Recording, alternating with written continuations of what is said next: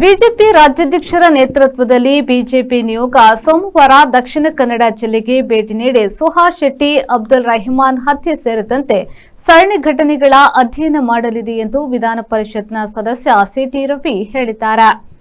ಮಂಗಳೂರಿನಲ್ಲಿ ಈ ಕುರಿತು ಹೇಳಿಕೆ ನೀಡಿದ ಅವರು, ಜಿಲ್ಲೆಯಲ್ಲಿ ಶಾಂತಿ ಸ್ಥಾಪಿಸುವ ನಿಟ್ಟಿನಲ್ಲಿ ವಿಪಕ್ಷ ನಿಯೋಗ ಬರಲಿದೆ. ಜಿಲ್ಲೆಯಲ್ಲಿ ಶಾಂತಿ ನೆಲೆಸಲೇಬೇಕು. ಇತ್ತೀಚೆಗೆ ಕಾಂಗ್ರೆಸ್ನ ಬಿಕೆ ಹರಿಪ್ರಸಾದ್ ಅವರ ನಿಯೋಗ ಕೂಡ ಶಾಂತಿ ಪ್ರಸ್ತಾಪನೆ ಮಾಡಿದ್ದಾರೆ. ಪೊಲೀಸ್ ಇಲಾಖೆ ಕೂಡ ಶಾಂತಿಗಾಗಿ ಕೆಲ ಕ್ರಮಗಳನ್ನು ಕೈಗೊಳ್ಳುತ್ತಿದೆ. ಹಾಗಾಗಿ ಪೊಲೀಸರಿಗೆ ನನ್ನ ಕೆಲವು ಸಲಹೆಗಳನ್ನು ಕೊಡ್ತಾ ಇದ್ದೀನಿ ಎಂದು ಹೇಳಿದರು. ಕಾಂಗ್ರೆಸ್ನವರು ಮತ ಬ್ಯಾಂಕ್ ರಾಜಕಾರಣ ಮಾಡಬೇಡಿ, ಮತೀಯ ಭಾವ ಬಿತ್ತುವ ಮತಗ್ರಂಥಗಳನ್ನು ನಿಷೇಧಿಸಿ. ಆ ಧೈರ್ಯ ಇದೆಯಾ? ಸುಹಾಸ್ ಹತ್ಯೆಯಾದಾಗ ಕಾಂಗ್ರೆಸ್ ಶೂನ್ಯ ಸಂವೇದನೆ ವ್ಯಕ್ತಪಡಿಸಿಲ್ಲ.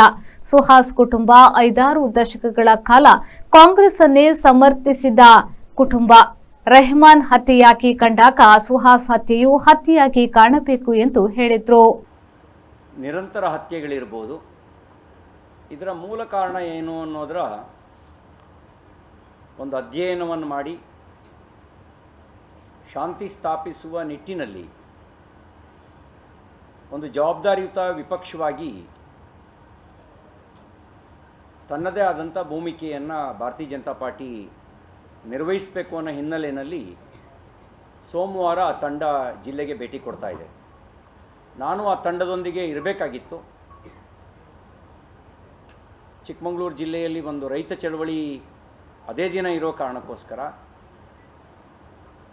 ಇವತ್ತೊಂದು ಖಾಸಗಿ ಕಾರ್ಯಕ್ರಮದ ನಿಮಿತ್ತ ದಕ್ಷಿಣ ಕನ್ನಡ ಜಿಲ್ಲೆಗೆ ಭೇಟಿ ಕೊಟ್ಟ ಸಂದರ್ಭದಲ್ಲಿ VHP ಬಜರಂಗ ದಳದ ಪ್ರಮುಖರ ಜೊತೆಯಲ್ಲಿ ಮಾತನಾಡಿ ತಮ್ಮೊಂದಿಗೆ ನನ್ನ ಅಭಿಪ್ರಾಯ ಹಂಚಿಕೊಳ್ಬೇಕು ಅನ್ನೋ ಹಿನ್ನೆಲೆಯಲ್ಲಿ ಈ ಪತ್ರಿಕಾಗೋಷ್ಠಿಗೆ ಬಂದಿದ್ದೇನೆ. ಶಾಂತಿ ನೆಲೆಸಲೇಬೇಕು. ಇತ್ತೀಚೆಗೆ ಕಾಂಗ್ರೆಸ್ನ ನಿಯೋಗ, ಕಾಂಗ್ರೆಸ್ನ ಹಿರಿಯ ನಾಯಕರಾದಂಥ ಹರಿಪ್ರಸಾದ್ ಅವರು, ನಾಸಿರ್ ಹುಸೇನ್ ಅವರು ಮತ್ತಿತರ ಸುದರ್ಶನ್ ಅವರನ್ನು ಒಳಗೊಂಡಂಥ ನಿಯೋಗ ಅವರು ಕೂಡ ಶಾಂತಿಯ ಪ್ರಸ್ತಾಪವನ್ನು ಮಾಡಿದ್ದಾರೆ. ಪೊಲೀಸ್ ಇಲಾಖೆಯು ಕೂಡ ಈ ಹತ್ಯಾಕಾಂಡಗಳನ್ನು ನಿಲ್ಲಿಸೋದು ಹೇಗೆ ಅನ್ನುವಂಥ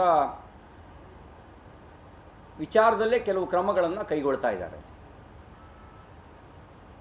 ನಾನು ಅವರಿಗೆ ಈ ಸಂದರ್ಭದಲ್ಲಿ ನನಗೆ ಬಂದಂಥ ಅಭಿಪ್ರಾಯವನ್ನು ಆಧರಿಸಿ ಕೆಲವು ಸಲಹೆಗಳನ್ನು ಕೊಡಲಿಕ್ಕೆ ಬಯಸ್ತೇನೆ. ಸಂಘರ್ಷದ ಮೂಲ ಏನು ಅಂತ ಪತ್ತೆ ಮಾಡಿ. ನಿಮಗೆ ಸದುದ್ದೇಶ ಇದ್ದರೆ ಸರ್ಕಾರಕ್ಕೆ ಸಂಘರ್ಷದ ಮೂಲ ಏನು? ನನಗೆ ತಿಳಿದು ಬಂದಿರೋ ಪ್ರಕಾರ ಸಂಘರ್ಷದ ಮೂಲ ಗೋಹತ್ಯೆ, ಗೋ ಕಳ್ಳತನ,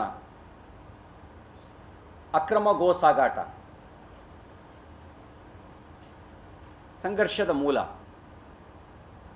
ಸಂಘರ್ಷದ ಮೂಲ ಲವ್ ಜಿಹಾದ್. ಲವ್ ಬೇರೆ, ಲವ್ ಜಿಹಾದ್ ಬೇರೆ. ಸಂಘಟಿತ ರೂಪದಲ್ಲಿ ಮತೀಯ ವಿಸ್ತರಣಾವಾದಕ್ಕೋಸ್ಕರನೇ ಅನ್ಯಮತೀಯರನ್ನ ಗುರಿಯಾಗಿಸಿಕೊಂಡು ಹೆಸರಿನಿಂದ ಹಿಡಿದು ಪರಿಚಯದವರೆಗೆ ಸುಳ್ಳನ್ನೇ ಪರಿಚಯಿಸಿಕೊಂಡು ಮೋಸ ಮಾಡುವಂಥ ಕೃತ್ಯ ಅದು ಲವ್ ಜಿಹಾದ್. ಆ ಲವ್ ಜಿಹಾದ್ದು ಸಂಘರ್ಷದ ಮೂಲ. ಮತಾಂತರ ಸಂಘರ್ಷದ ಮೂಲ. ಬಹುಶಃ ಇದನ್ನು ನಿಲ್ಲಿಸಿದರೆ ಕೋಮುದ್ವೇಷ ಅನ್ನೋಂಥ ವಿಚಾರವೇ ಸಾರ್ವಜನಿಕ ಕ್ಷೇತ್ರದಲ್ಲಿ ಚರ್ಚೆಯಲ್ಲಿ ಇರಲ್ಲ ಅಂತ ಅನಿಸುತ್ತೆ. ಈಗೇನಾಗಿದೆ, ಗೋಹತ್ಯೆ ಮಾಡುವವ್ರನ್ನೂ ಒಂದೇ ತಕ್ಕಡಿಯಲ್ಲಿ ಇಟ್ಟು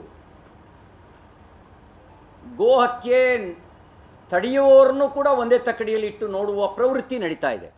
ನಾಗೇಶ್ ಕಾಬೂರು, ವಿ4 ನ್ಯೂಸ್, ಮಂಗಳೂರು.